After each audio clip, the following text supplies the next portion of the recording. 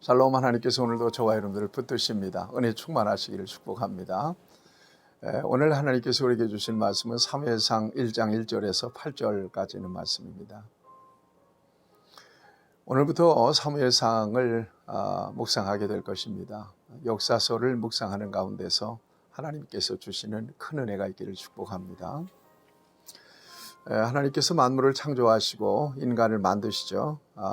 그리고 인류가 이렇게 번성해 나가는 과정을 창세기를 통해서 보여주고 있습니다. 노아의 시대 때 노아의 홍수로 인류가 한번 멸망을 당합니다. 노아의 8 식구 외에는 다 멸망을 당하죠. 죄로 인하여 그랬습니다. 그리고 노아의 아들, 세 아들, 셈, 함, 야벳 세 아들 가운데 셈의 후손을 우리 하나님께서는 주목하시죠. 그래서 셈의 후손에서 아브라함이 나게 하시거든요. 그 아브라함을 불러내십니다.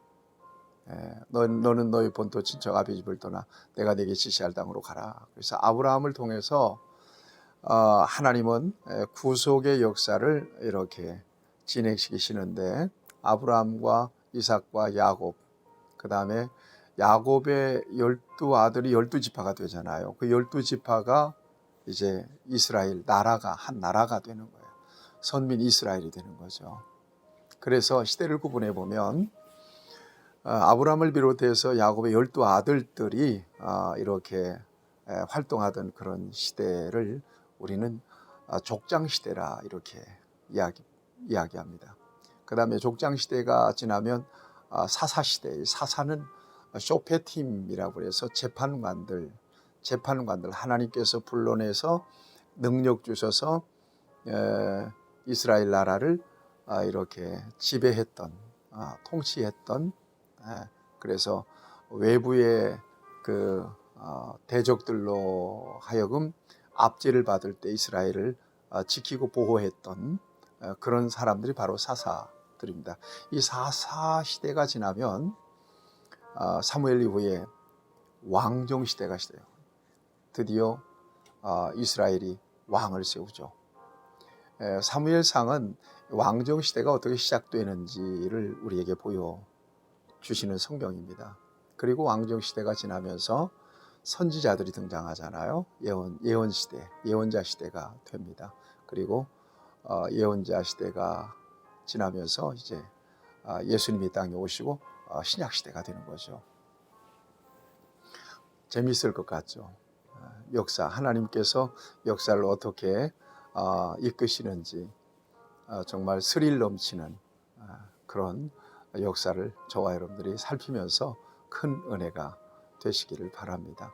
근데 여러분 기억하실 것은 하나님의 역사는 이 수직적인 역사라고 하는 걸 아시죠? 처음과 끝이 분명해요. 그래서 지금 우리는 어느 시점에 있을 겁니다. 예수님이 이 땅에 재림하면 이 땅의 역사는 끝이 나는 거니까. 그런 차원에서 보면 분명히 사무엘상이 과거의 역사이면 틀림없어요. 과거, 현재, 미래는 사람들이 나눠놓은 거니까요. 하나님에게 과거, 현재, 미래가 있습니까? 처음과 나중에 시작과 끝이 되시는 하나님이기 때문에 우리는 통전적인 역사관을 가지고 역사를 바라보게 될 때 이게 사무엘상이 과거의 역사지만 아니에요. 그 역사는 지금 현재 진행형으로 계속해서 흐르고 있다라고 하는 차원에서 우리가 역사를 볼 수 있어야 될 것입니다. 자, 사무엘상을 열면 맨 먼저 등장하는 사람이 바로 엘가나라고 하는 사람입니다. 이 사람은 그 족보와 신분을 이렇게 자세하게 밝힙니다. 에브라임 산지 라마다임 소빔의 에브라임 사람 엘가나. 그는 여로보함의 아들, 엘리후의 손자, 도후의 증손, 숲의 현손이라. 굉장히 중요한 인물 가운데 바로 엘가나라고 하는 사람은 이렇게 자세하게 소개해주고 있습니다. 성경이 족보까지 이렇게 자세하게 다루는 경우는 꽤 중요한 인물이다라고 정도 저와 여러분들이 이해하고 넘어갔으면 참 좋겠습니다. 그런데 그에게 2명의 아내가 있었어요. 하나는 한나요. 또 하나의 한 부인의 이름은 분인나라고 하는 아내인데 브닌나를 성경은 둘째 부인이라고 이렇게 이야기하고 있습니다. 그러니까 일부 다처제가 당시의 왕정 시대는 있었습니다만은 이런 경우는 그렇게 흔치 않은데 왜 둘째 부인이 생겼을까? 아마도 한나가 불임이죠. 애를 못 낳기 때문에 이렇게 둘째 부인이 생겼을 거라고 이렇게 보는 것입니다.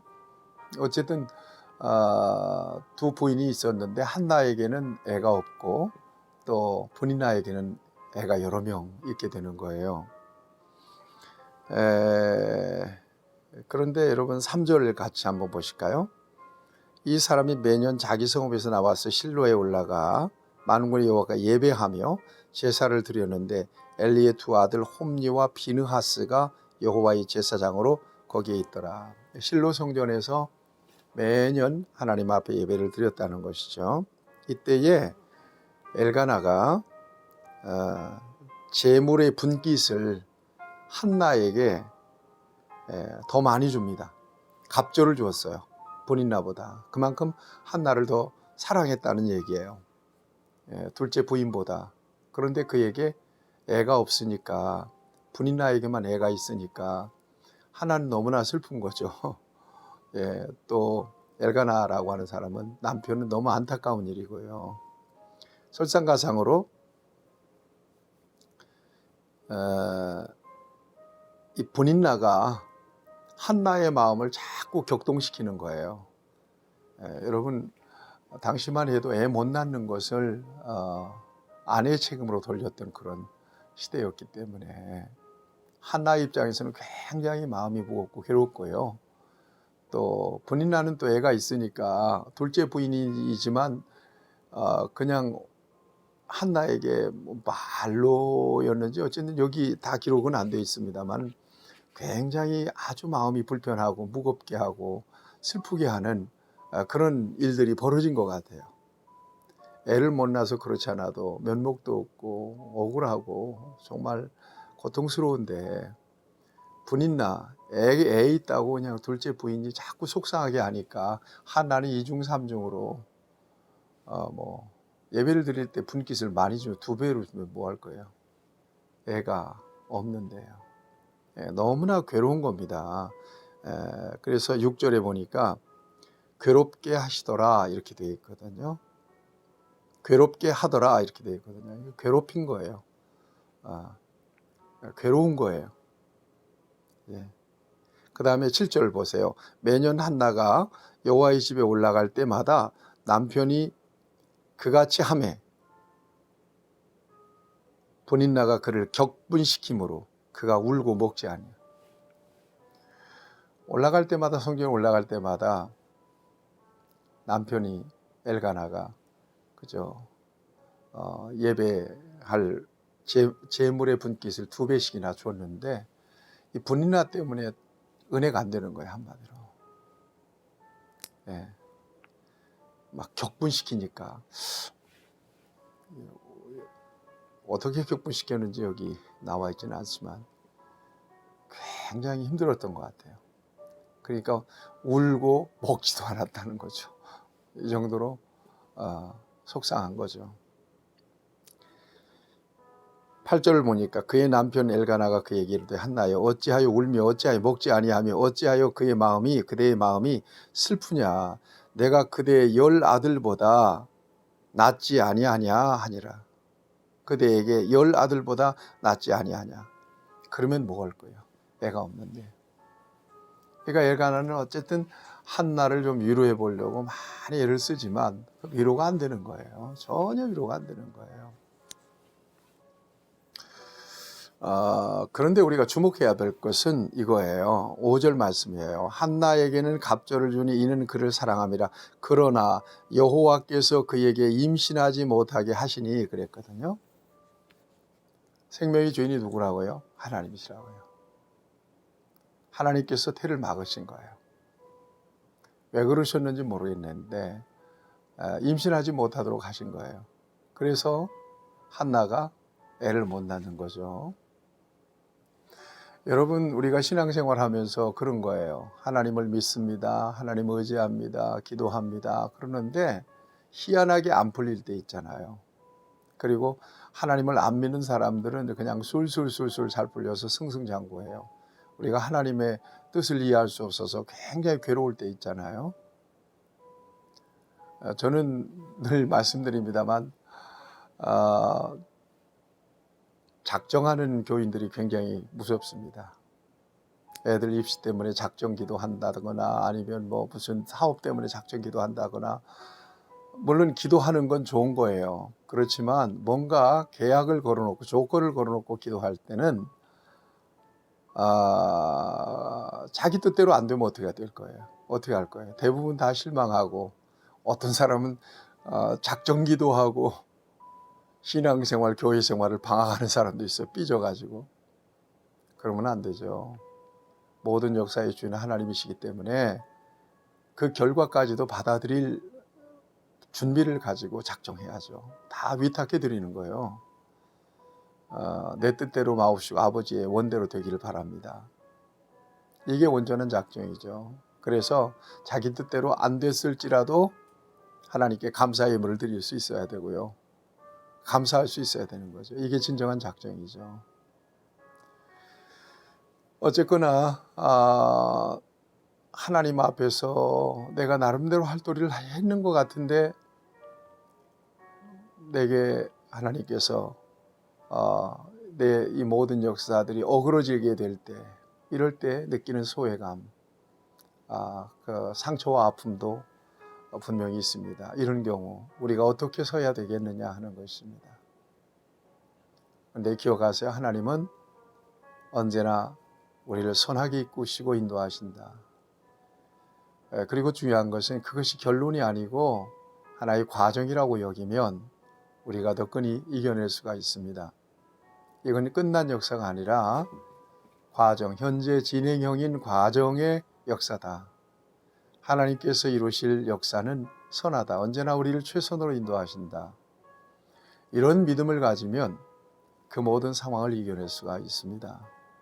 결국 우리가 조금 더 역사를 진행시켜보면 한나를 통해서 애가 나잖아요. 그 애가 결국은 이스라엘 나라의 중요한 인물이 되지 않습니까? 여러분, 오늘 우리를 향하신 하나님의 계획이 선하신 것을 믿으세요. 하나님을 사랑하는 자, 곧 그 뜻대로 부르심을 입은 자들에게는 모든 것이 합력하여 선이 되느니라. 그래서 오늘 답보 상태에 있고, 오늘 내 뜻대로 되지 않고, 오늘 내가 더 이렇게 처져 있는 듯 보여도 또 그것 때문에 낙심하거나 좌절하거나 슬퍼하거나 우울해하면 안 돼요. 이건 믿음의 자세가 아니에요. 그럼에도 불구하고요. In spite of. 그럼에도 불구하고 하나님의 선하심을 믿고 그 순간순간 어렵지만 하나님 앞에 감사하며 하나님을 기대하는 그런 삶을 저와 여러분들이 살아야 될 것입니다. 오늘 이 말씀을 통해서 저와 여러분들에게 주신 은혜를 붙드시기를 축복합니다. 승리하시기를 축복합니다. 좋으신 아버지 하나님, 어떤 순간에라도 하나님의 선하신 계획을 인정하고 하나님께 감사하며 나아갈 수 있도록, 기대하며 나아갈 수 있도록 우리를 붙잡아 주시옵소서. 예수님의 이름으로 기도하옵나이다. 아멘. 여러분 승리하시기를 축복합니다.